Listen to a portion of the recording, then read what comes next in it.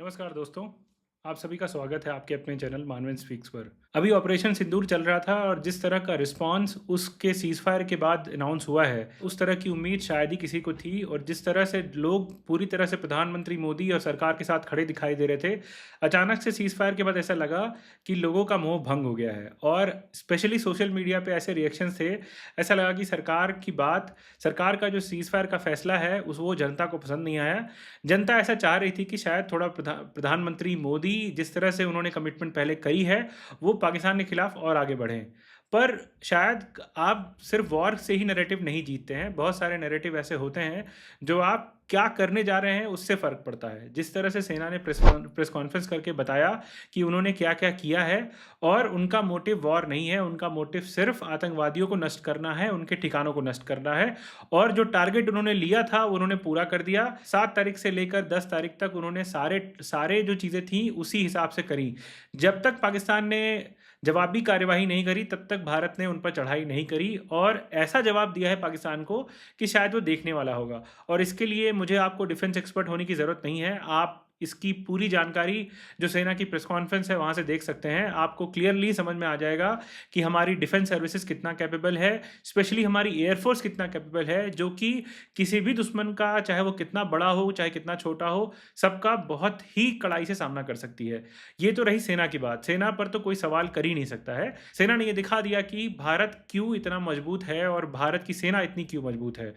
पर जब आप पॉलिटिकल नैरेटिव में आते हैं तो बहुत कुछ देखने को मिलता है, और आपको समझ में आता है कि जनता का मूड कितनी तेजी से बदलता है। आप कल तक जो कि सरकार के तारीफों के पुल बांध रहे थे और पूरी तरह से सरकार के साथ खड़े दिखाई दे रहे थे, अचानक से सीज फायर की घोषणा होने के बाद जो कोर समर्थक भी होंगे भारतीय जनता पार्टी के, उन्होंने भी सरकार को नहीं छोड़ा, प्रधानमंत्री को नहीं छोड़ा और पूरी तरह से टारगेट करने की कोशिश करी। जबकि उन्होंने इस बात का भी वेट नहीं किया कि सरकार क्या कह रही है, उनकी पूरी बात सुन लें। पूरी तरह से विपक्ष ने भी उस नैरेटिव को हवा दी, और उन्होंने 1971 में जो हुआ था और इंदिरा गांधी ने जो किया था कि पाकिस्तान के 2 टुकड़े कर दिए थे, उसको कहीं ना कहीं बीच में लाए, और 71 में जो भारत की जीत हुई थी उसको सामने रखा। वहां पर भी सेना की जीत थी। सेना ने पूरी तरह पराक्रम से पाकिस्तान को हराया था और बांग्लादेश बनाया था, इसमें कोई दो राय नहीं है। और उसमें उस समय की जो मजबूत प्रधानमंत्री थी इंदिरा गांधी थी, इसमें भी किसी को कोई दो राय नहीं है। और सेना तब भी वही थी, सेना आज भी वही है, उसी तरह का जवाब है, उसी तरह का रिस्पॉन्स है, कोई कमी नहीं आई है। आप नैरेटिव कैसे चला रहे हैं, क्योंकि तब शायद इतना सोशल मीडिया नहीं था, इतना मीडिया नहीं था, तो पल पल का जो सेकंड सेकंड की खबर थी वो आप तक नहीं पहुंच रही थी। जिस तरह से मीडिया ने इसको उकसाया है उसका भी बहुत बड़ा प्रभाव था कि लोगों को लगा कि ये अंत है इसका, मतलब अब पाकिस्तान ख़त्म ही हो जाएगा। जबकि आप पाकिस्तान को ख़त्म करना भी चाहें तो नहीं कर सकते, क्योंकि आप सब कुछ बदल सकते हैं, पड़ोसी नहीं बदल सकते हैं। आप उसको निष्क्रिय कर सकते हैं पर आप बदल नहीं सकते हैं, और यही बात लोगों को समझने की ज़रूरत है। जितने एक्शंस भारत ने लिए हैं वो उसी दिशा में हैं। भारत को अच्छी तरह पता है कि उसको क्या करना है, और स्पेशली प्रधानमंत्री मोदी को और उनकी जो टीम है उसको अच्छी तरह से पता है कि भारत क्या कर सकता है और उन्होंने क्या किया है।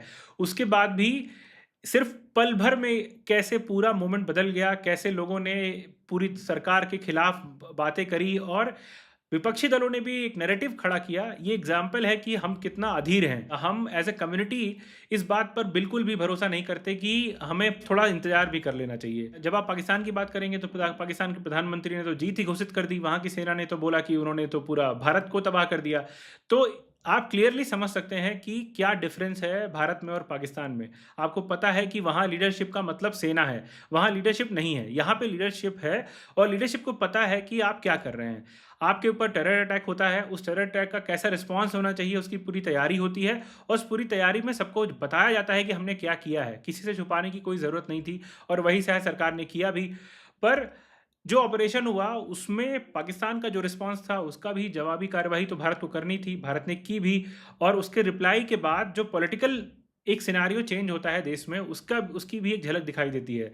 कैसे कैसे अपोजिशन इसको पूरी तरह से पलटने की कोशिश करता है, पूरा क्रेडिट सरकार से छीनने की कोशिश करता है, ये भी देखने वाली बात थी। 26/11 में भी पाकिस्तान ने हमला किया था और मुंबई जैसा टेरर अटैक देखने को मिला था, पर इस तरह की कार्यवाही तो नहीं देखने को मिली। और ये कोई पुरानी बात नहीं है, हम और आप सब साक्षी हैं क्या हुआ था उस समय, और उसके बाद जो टेरर की घटनाएं हुई हैं उसके बाद क्या क्या हुआ है, क्या रिस्पॉन्स रहा है सरकार का, सब ने देखा है। हम ये कोई नहीं कह रहा है कि पिछली सरकारों ने काम नहीं किया है, सब ने काम किया है, पर आज जब सर अभी बीच में ही है, ऑपरेशन भी बीच में है, बार-बार सेना कह रही है, सरकार कह रही है कि भई ऑपरेशन खत्म नहीं हुआ है, उसके बीच में ही आप एक नैरेटिव चलाने की कोशिश कर रहे हैं, एक तरह से पूरा उसको पलटने की कोशिश कर रहे हैं, तो वो भी देखने वाली बात होगी कि आप कहाँ ले जाना चाहते हैं। बीजेपी ने भी कोई कसर नहीं छोड़ी, जब आप काम कर ही रहे थे तो आपको ऐसे सोशल मीडिया पोस्ट से बचना चाहिए था जो कि लोगों की भावनाएं भड़का सकता है, उन्होंने भी कोई कसर नहीं छोड़ी। और सिमिलरली कांग्रेस ने भी कोई कसर नहीं छोड़ी, कांग्रेस ने भी इंदिरा गांधी को ट्रेंड कराया कल, उसके बाद आज पूरे दिन राहुल गांधी को ट्रेंड कराया गया कि उन्होंने पहले से ही जताया था कि चाइना और पाकिस्तान की दोस्ती, हमको चाइना और पाकिस्तान को अलग करना है, हमारी कूटनीति का सबसे बड़ा यही उद्देश्य होना चाहिए। जबकि वो 10 साल सत्ता में रहे और ऐसा वो क्लेम करते थे कि सरकार उनके घर से ही चल रही थी। फिर भी क्या किया उन्होंने पाकिस्तान और चाइना के साथ कि वो सेपरेट हो सकें? ये तो आज तक कुछ समझ से परे है। किसी ने उस समय भी नहीं बोला। आप कोई भाषण को कोट कर दें तो ऐसे-ऐसे भाषण अटल बिहारी वाजपेयी ने दिए हैं अपने पूरे राजनीतिक करियर में कि बीजेपी अगर कोट करने जाएगी तो बहुत कुछ हो जाएगा। बात राजनीतिक भाषणों की नहीं है, बात जब समय किस चीज़ का है, क्या डिमांड है उस मोमेंट की, वो आपको देखना पड़ेगा। आप ऐसा कोई निर्णय नहीं कर सकते जिससे कि आपको लगने लगे कि भाई भारत की जनता में ही एकता नहीं है, भारत की जनता ही एक तरह से सवाल कर रही है। आप कल जब मौका आएगा, जब यही प्रधानमंत्री खड़े होंगे वोट मांगने के लिए, तो आप उनसे सवाल करिएगा, आप उनको हराइएगा। ये इसमें तो कोई दो राय नहीं है। आप हरा सकते हैं, उनको आप चुनाव हरा सकते हैं, उनको आप जवाब उनसे सवाल जवाब कर सकते हैं। पर आज जब ज़रूरत है तो आज शायद इस चीज़ की ज़रूरत नहीं थी। मैं दोनों पार्टियों की बात कर रहा हूँ और सारे विपक्ष की बात कर रहा हूँ जिन्होंने भी इस मौके को राजनीतिक तौर पर भुनाने की कोशिश करी है। खैर, ऐसा तो नहीं है कि बीजेपी राजनीति नहीं करेगी, सभी राजनीति करते हैं, सबका राजनीति करने का पूरा-पूरा अधिकार है। पर एक समय होता है, शायद उसकी उसकी उसका चुनाव करना भी आपकी ही ज़िम्मेदारी है। आप ज़िम्मेदार राजनीतिक दल हैं, तो आपको ये करना ही पड़ेगा। ख़ैर, रही जनता की बात, तो जनता बहुत इमोशनल है। जिस तरह से मीडिया का पूरा जमावड़ा इस पूरे पूरे इवेंट को रहा और जिस तरह से मीडिया ने एक तरह से अति उत्साह में बहुत सारी खबरें चलाईं, जो कि जिसकी ज़रूरत नहीं थी। आप वेट कर सकते थे और आप सिर्फ़ शायद टीआरपी के चक्कर में ऐसा कुछ कर रहे थे, जिसकी ज़रूरत नहीं थी। आप इसको एक सही तरीके से, सौम्य तरीके से, सीधे तरीके से बता सकते थे कि भारतीय सेना क्या कर रही है या भारतीय सरकार क्या कर रही है।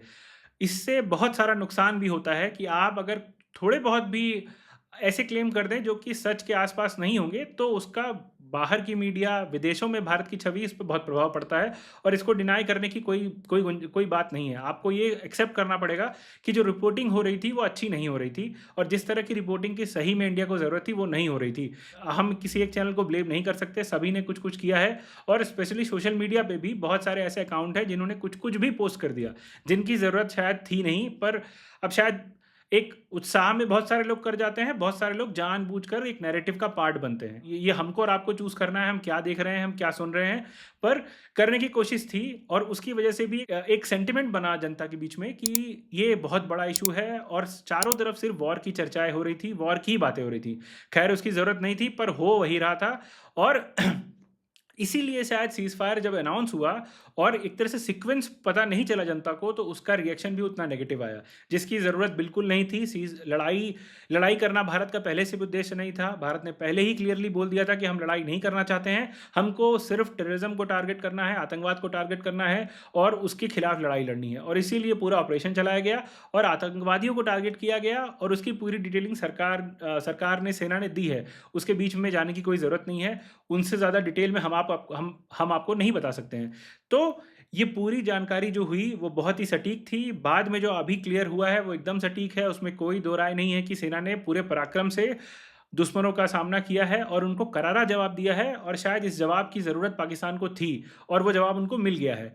अब रही बात राजनीति की, तो राजनीति का काम ही है राजनीति करना। वो ऐसा नहीं है कि कुछ हो रहा है तो नहीं करेंगे। सबका अपना-अपना समय आता है, सब अपनी-अपनी राजनीति कर रहे हैं। देश कभी कभी राजनीति से उठ पाएगा कि नहीं उठ पाएगा, या ऐसे समय आएँगे कि जब हम राजनीति से बढ़कर कुछ करेंगे, ये देखना होगा। जब ये ऑपरेशन स्टार्ट हुआ तो विपक्षी दलों ने पूरा साथ दिखाया, उन्होंने साथ दिया भी। फिर बाद में जब उनको लगा कि नहीं, अब ऐसा समय आ गया है कि जब सरकार को टारगेट कर सकते हैं, तो उन्होंने किया भी। तो ये राजनीति का पार्ट है, हम और आप इसमें कुछ नहीं कर सकते हैं। एक राजनीतिक दल हैं, उनको अपनी ज़िम्मेदारी समझनी है कि उनको कितना राजनीति करनी है, कितना नहीं करनी है और किस समय करनी है। जब वोट की बात आती है जब सही में लगता है कि हाँ लड़ाई चाहिए, तब आप वहाँ पे उतना एफर्ट डाल देते तो शायद सरकार भी उनकी बन जाती, या आज कांग्रेस की सरकार होती।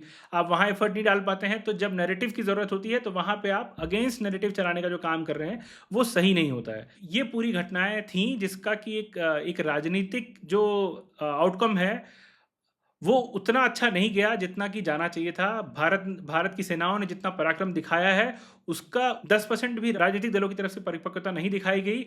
आगे हम उम्मीद करते हैं कि राजनीतिक दल पूरी तरह से परिपक्वता दिखाएंगे, और वो दिखाएंगे कि हम एक हैं, हम एक देश के तौर पर एक हैं, और हमें जहां भी ज़रूरत है सेना के साथ की, सरकार के साथ की, वहां खड़े हैं।